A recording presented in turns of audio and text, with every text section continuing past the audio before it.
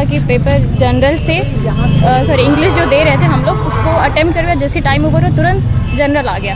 Time नहीं मिला सोचने का कि हाँ अब जनरल स्टार्ट करना है। तो लैंग्वेज के तुरंत बाद जनरल स्टार्ट हो गया। हाँ। GT general test. मुझे ना जीटी में जैसे कि स्टैटिक जीके बोले थे कि आएगा ज़्यादा, तो स्टैटिक जीके आया नहीं था हम लोग के टाइम में। हमारे सेक्शन एग्जाम में जो था। हाँ, और करंट अफेयर तो आया ही नहीं। 2020 का करंट अफेयर आया। उतनी अच्छी नहीं थी कुछ मतलब एग्जाम देने में कोई परेशानी हुई आपको? एग्ज़ाम देने में, लेकिन इतना जो मतलब मैनेजमेंट था वो नहीं सही था। सही नहीं, हम लोग सुबह 7:30 बजे का आए थे और एग्ज़ाम देने बैठे 9:30 बजे। नमस्कार, स्वागत है आपका डे नाइट स्टडी के इस ऑनलाइन लर्निंग प्लेटफॉर्म पे। आज से यानी कि आज 21 मई से देश के अलग अलग शहरों में CUET की परीक्षा आयोजित की जा रही है और आज हम वाराणसी के एक एग्जामिनेशन सेंटर पे हैं जहां फर्स्ट स्लॉट के एग्ज़ाम्स ख़त्म होने वाले हैं और अभी जो एस्पिरेंट है वो निकलने वाले हैं। जैसे वो छात्र निकलेंगे उनका हम रिव्यू लेंगे, उनसे फीडबैक लेंगे और जानेंगे किस प्रकार इस बार CUET की परीक्षा चल रही है, पहली शिफ्ट की उनकी परीक्षा किस प्रकार गई, क्या पेपर का पैटर्न था, क्या पेपर का लेवल था, क्या यहाँ पे जो सुविधाएं थी वो थी या नहीं थी। इन सभी पे हम एक एक करके उन छात्रों का फीडबैक लेंगे, उनका रिव्यू लेंगे जो अभी एग्जामिनेशन हॉल से निकलने वाले हैं। आप सबके जानकारी के लिए मैं बता देना चाहता हूं कि इस बार तकरीबन 15 लाख अभ्यर्थियों ने CUET के लिए आवेदन किया है और लगभग 250 यूनिवर्सिटीज़ ने, कॉलेज ने CUET में पार्टिसिपेट किया है। ठीक था, लेकिन बस प्रॉब्लम ये था कि जनरल का जो क्वेश्चन इंग्लिश के बाद तुरंत जनरल आ गया तो थोड़ा माइंड को सेटल होने लगा कि यार जनरल स्टार्ट हो गया है। कहाँ से आई आप यहाँ पे? काफ़ी। अच्छा, कौन कौन से सब्जेक्ट का एग्जाम था आपका? इंग्लिश और जनरल। General test. जीटी का पेपर का लेवल कैसा था? मीडियम था। मीडियम था। हाँ। और इंग्लिश लैंग्वेज का? इंग्लिश का इजी था, बहुत टफ नहीं था। मतलब 2 पेपर आपके थे। जी यहाँ पे अभी भी जो भी एग्जाम चल रहे हैं कोई व्यवस्था में कोई ऐसा कुछ नहीं, problem सब कुछ ऐसा? बहुत सही था। सब कुछ अच्छा गया तो बस फिर भी थोड़ा ये था कि पेपर जनरल से इंग्लिश जो दे रहे थे हम लोग उसको अटेम्प्ट करके जैसे टाइम ओवर हो तुरंत जनरल आ गया। टाइम नहीं मिला सोचने का कि हाँ अब जनरल स्टार्ट करना तो है। लैंग्वेज के तुरंत बाद जनरल स्टार्ट हो गया। हाँ। जीटी जनरल हाँ। टेस्ट। तो मुझे तो मेरा मैथ्स का क्वेश्चन आया तो मैंने कहा यार इंग्लिश में मैथ्स कहाँ से आ गया। फिर थोड़ा सा सेटल हुआ तो फिर स्टार्ट किया और आई थिंक इंग्लिश में हम लोग को 10 या 15 मिनट्स कम मिले जिसकी वजह से थोड़ा लेंदी था तो टाइम जो लगा। सिलेबस बताया गया था उसके अकॉर्डिंग था? कुछ पेपर टफ लगा आपको या मॉडरेट लगा? जैसा ऐसा था कुछ वैसा ही था। करंट अफेयर क्वेश्चन देखने को मिले आपको?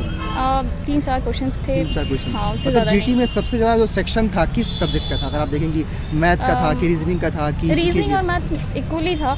थोड़ा सा नोबेल प्राइज़ वगैरह से रिलेटेड क्वेश्चंस थे, ज़्यादा? 1, 2, 3 थे।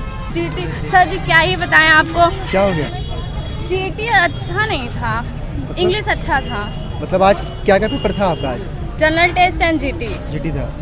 तो मतलब कौन सा पेपर टफ लगा आपको?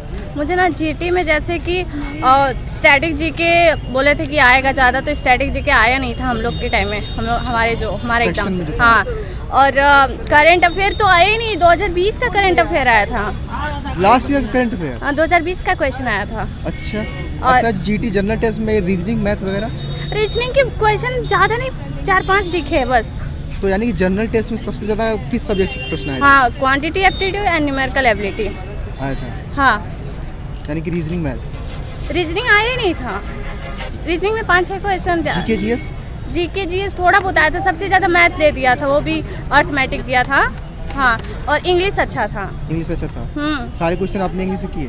हाँ, लेकिन नहीं, सारे नहीं किए। 35 क्वेश्चन अटेम्प्ट किए हैं। अगर आपसे हम पूछें कि लैंग्वेज का पेपर टफ था या इंग्लिश का पेपर और जनरल टेस्ट का, तो क्या कहेंगे आप? Language general test. General test का कितने क्वेश्चंस किए आपने? जनरल टेस्ट में मैंने 49। 49। अच्छा, अंदर जो अभी व्यवस्था है, जो सुविधा है, कोई दिक्कत आपको एग्जाम देने में? नहीं, बहुत ज़्यादा इंक्वायरी हो रही है, बाकी सब कुछ सही था। समय से सब कुछ आपने कर लिया? हाँ, सब कुछ, बस टाइमिंग इशू थी थोड़ी बहुत, फास्ट मतलब करना पड़ा था क्वेश्चन को। लेकिन सर जी बस ये जीटी मेरा थोड़ा ठीक नहीं गया। इंग्लिश सही था मेरा। मेरे ख्याल से पहली बार, मेरे ख्याल से जहाँ तक उम्मीद है पहली बार आपने ऑनलाइन एग्जाम दिया होगा। हाँ, तो कैसा एक्सपीरियंस रहा आपका? ठीक ही था। ठीक था? मतलब कोई परेशानी, कोई दिक्कत ऐसा कुछ? नहीं, कोई परेशानी नहीं थी। बस मेरा टाइमिंग इशू था और जीटी बस थोड़ा ठीक नहीं था सर जी। अच्छा, ये बताइए, आप पहली बार एग्जाम दी ऑनलाइन, अच्छा गया, ठीक है। मान लीजिए कि वहाँ पे समय को, मतलब आपने बताया कि समय को लेकर प्रॉब्लम हो रही है, टाइमिंग को लेकर। हाँ, मतलब कि मैं फर्स्ट टाइम मतलब कंप्यूटर पे एग्ज़ाम दी थी, तो ऑफलाइन एग्ज़ाम जैसे होता है उससे बिल्कुल अलग होता है ये वाला। मतलब कि इसमें सबसे ज़्यादा तो टाइम को देखना पड़ता है, टाइम से पहले क्वेश्चन हो जाए।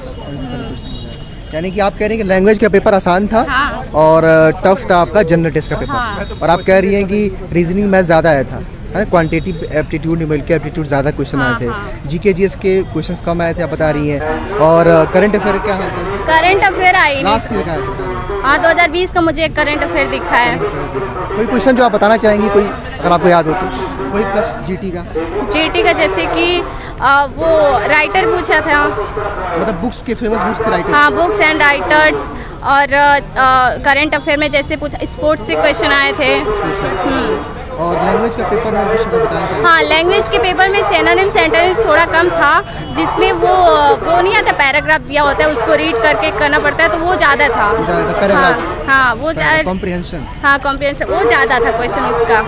ओवरऑल कैसा एग्जाम गया अगर पूछें तो? मेरा ओवरऑल अच्छा ही गया, बस मुझे थोड़ा सा दिक्कत आया जीएटी में, बाकी इंग्लिश मेरा ठीक था। ठीक है, thank you, sure.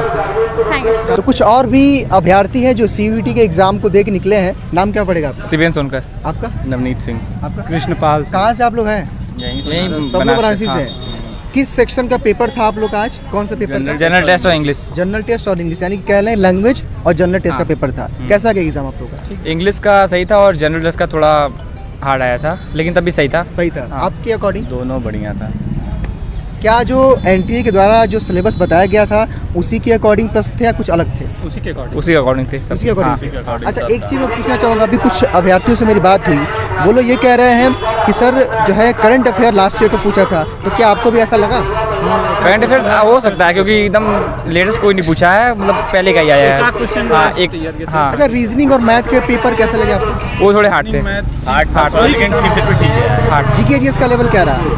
GK GS ठीक ही था, उतना हार्ड नहीं था, नॉर्मल मीडियम नॉर्मल पेपर था। अगर मैं आपसे पूछूं कि लैंग्वेज का पेपर आपके लिए टफ था या जीटी का, तो आप क्या बोलना चाहेंगे? जीटी का। जीटी का टफ था। लैंग्वेज इजी था। लैंग्वेज इजी था। इजी जितना आपने उससे इजी आया था। हिंदी लिया था? मैं इंग्लिश लिया था। इंग्लिश लैंग्वेज आपने ऑप्ट किया था? Yes, आप लोग हिंदी नहीं लिया था, इंग्लिश लिया था। तो अगर हम पूछें, मान लीजिए कोई प्रश्न अगर आपको जनरल टेस्ट का याद हो, कुछ बता सकते हैं? जैसे कोई भी, जैसे उसमें एक एवरेज सीटिंग अरेंजमेंट होता है। सीटिंग अरेंजमेंट क्या होता है ना, मतलब आप जिसमें रीजनिंग की बात कर रहे हैं? हाँ रीजनिंग में, जिसमें सीटिंग अरेंजमेंट होता है या डाटा अरेंजमेंट होता है, जिसमें एक सर्कल में दिया जाता है। अरेंजमेंट भी था। हाँ, अब उससे उतना क्वेश्चन याद नहीं है। बोलिए क्या बताया? डाटा अरेंजमेंट का क्वेश्चन था, सीटिंग अरेंजमेंट का क्वेश्चन था। और एक दो क्वेश्चन नोबेल प्राइज से रिलेटेड। हाँ नोबेल प्राइज थे। नोबेल प्राइज जो मेडिसिन के क्या। एक मेडिसिन और एक लिटरेचर। हाँ। अच्छा, आप लोगों ने कौन सा पेपर, मतलब अभी आप लोग बीए के लिए अप्लाई किए थे कि बीकॉम के लिए? 2020 बीकॉम के लिए।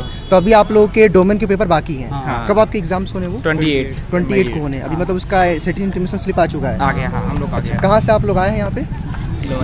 लमई से ही हैं? ये लमई से, हम कचहरी से। आप कचहरी से आए हैं। ओवरऑल अगर हम मतलब एक ओवरऑल बात करें कि कैसा पेपर गया, तो क्या बोलना चाहेंगे आप लोग? मॉडरेट था, इजी? इंग्लिश का इजी था और जीटी का एवरेज था। मतलब तो कितना स्कोर कर रहे हैं आप लोग? स्कोर तो उसी ऊपर है। कुछ भी आइडिया मतलब तो सब किए जब अटेम्प्ट सारा पूरा किए हैं, मतलब नेगेटिव मार्किंग नहीं पता है ना? हाँ वो मतलब 10 क्वेश्चन जो अलग से छोड़ के उसको छोड़ के ना, हाँ। क्योंकि 60 में से 50 आप लोग को हाँ। शायद पता होगा जीटी का जो 50 के सेक्शन बाद था। वो होता है। हाँ, लैंग्वेज का भी ऐसा था। तो लैंग्वेज में मतलब कुछ प्रश्न आपको याद आ रहा है? आप लोग लैंग्वेज में जो पूछा जा रहा है लैंग्वेज में 3 पैराग्राफ थे। पैराग्राफ से? हाँ पैराग्राफ पैराग्राफ से ज्यादा। एक 3 पैराग्राफ थे। अच्छा, उससे एंटोनिम सिनोनिम्स आया था? हाँ एक दो आया। हाँ आया था। मतलब अगर हम बात करें ओवरऑल इंग्लिश में, तो किस सेक्शन से या कह लें या किस सिलेबस पे, मतलब किस टॉपिक से ज़्यादा प्रश्न आए थे? वो पैराग्राफ से। पैराग्राफ हाँ। ज़्यादा थे। उसके बाद उसके बाद क्या बोलते ग्रामर से थे 4-5 क्वेश्चन ज्यादा और antonym part of synonyms speech थे। रहा कि नहीं? पार्ट ऑफ स्पीच था, पैसिव वॉइस, एक्टिव वॉइस था। हाँ प्रीपोजिशन वगैरह? नहीं। प्रीपोजिशन नहीं था। करंट स्पेल करने के लिए एक वर्ड था। हाँ, और तब स्पेलिंग को सही करने का। हाँ और रीअरेंज था।